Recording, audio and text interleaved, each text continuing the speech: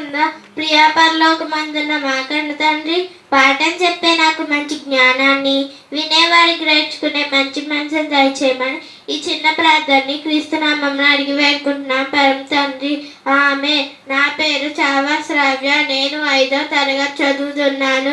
నేను చెప్పబోయే పాఠం పేరు అబ్రహాము అనే పేరు. అనేక జనములకు తండ్రి ఎలా అయ్యాడు. అబ్రహాము అన్న పేరు నాకు అర్థం అనేక జనములకు తండ్రి.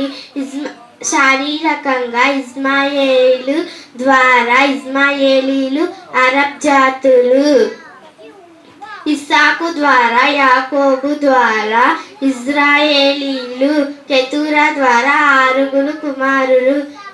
ఈ విధంగా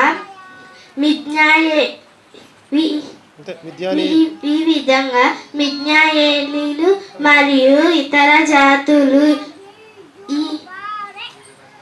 ఈ విధంగా అబ్రహాము అనేక జనములకు తండ్రి అయ్యాడు.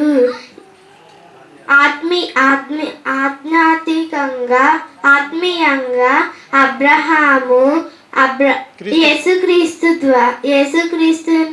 విశ్వాసం ద్వారా ప్రతి ఒక్కరూ అబ్రహాము సంతానంలో లెక్కించబడతారు.